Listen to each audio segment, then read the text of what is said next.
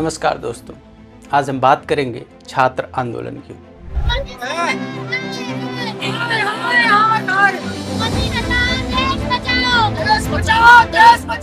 दरअसल ये आंदोलन नीट पेपर लीक को लेकर स्टार्ट हुआ और धर्मेंद्र प्रधान के इस्तीफे की मांग को तेजी से छात्र उठाते रहे। जंतर मंतर पर सीजेपी के अंतर्गत यह आंदोलन स्टार्ट हुआ, लेकिन अब हर युवाओं के दिल से एक ही आवाज़ निकल रही है कि धर्मेंद्र प्रधान जी इस्तीफा दीजिए।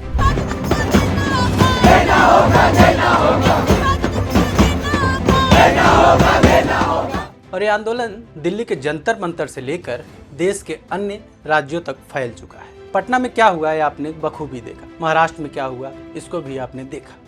तरह तरह राज्यों में अलग अलग तरीके से छात्रों ने अपना विरोध प्रदर्शन धर्मेंद्र प्रधान को लेकर जताया। लेकिन आज जब संसद खत्म हुआ उसके बाद निर्मला सीतारमण जी से इसके बारे में पूछा गया तो उन्होंने एक ऐसा बयान दिया जिसके बाद इन छात्रों को एक आंदोलन और करना चाहिए।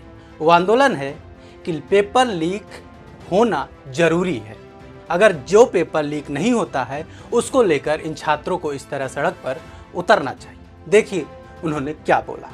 And there are young people who are coming out and saying, yes, first it sort of hurt me when the paper leakages happened.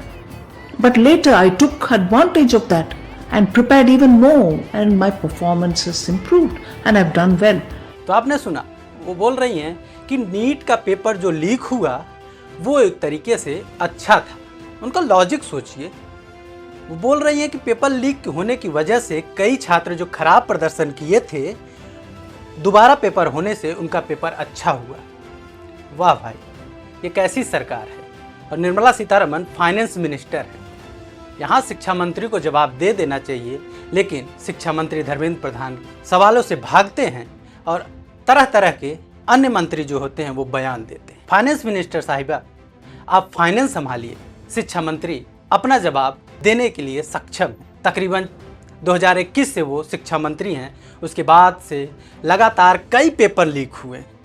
हर बार यही होता है, हम कार्रवाई करेंगे, आगे ऐसी घटना नहीं होगी। लेकिन कार्रवाई के नाम पे क्या होता है, 4 अधिकारी सस्पेंड कर दिए जाते हैं और 4 लोगों को जेल में भर दिया जाता है।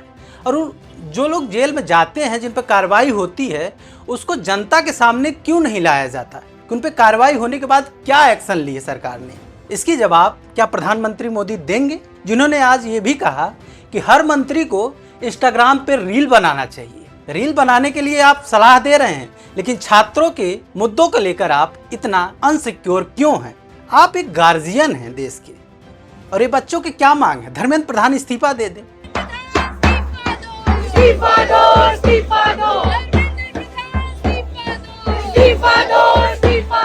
एक एग्जाम्पल मैं देता हूं, अगर कोई बच्चा कोई जिद करता है अपने माँ बाप से कि हमको ये सामान चाहिए, ये खिलौना चाहिए, वो खिलौना भले से उसके नुकसान है फायदा है वो अलग चीज़ है, लेकिन माँ बाप देते हैं वो, क्योंकि गार्जियन है, उनकी फिक्र है कि बच्चा इससे खुश होगा। और ये छात्र प्रधानमंत्री, आप उनके गार्जियन हैं। अगर मान लीजिए आप कह रहे हैं वो जिद कर रहे हैं तो जिद ही मान लीजिए ना, ले लीजिए इस्तीफा उनसे, 15-20 दिन बाद कैबिनेट का सफल करिएगा, दोबारा उनको मंत्री बना दीजिएगा। अगर इतना ही प्रिय है आपके लिए वो, तो आप एक गार्जियन के तरीके से सोचिए ना, इसको ईगो पे क्यों ले रहे हैं। और आप जो ये इन तरीकों के बयान मंत्री देते हैं उस पर भी लगाम लगाइए। ये रील बनाने का सुझाव जो आपने दिया है जेनजी को देखकर, मंत्रियों को भी जेनजी वाले दिमाग लाने का एक बयान जारी करिए और मंत्रियों को सलाह दीजिए कि आप भी ऐसा करिए, क्योंकि आज का जेनजी जाग गया है, वो अपने हक की बात करना जानता है।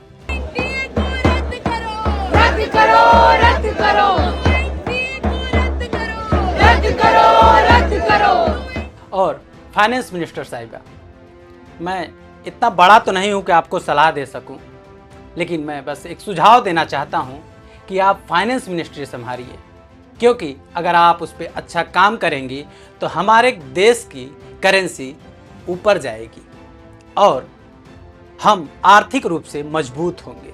और जब हम आर्थिक रूप से मजबूत होंगे तो हमारा देश तरक्की करेगा और वर्ल्ड लेवल पर हम विश्व गुरु, जो आप सो कॉल्ड सपना दिखाते हैं, प्रधानमंत्री जी भी और आप लोग भी, वो बन सकते हैं।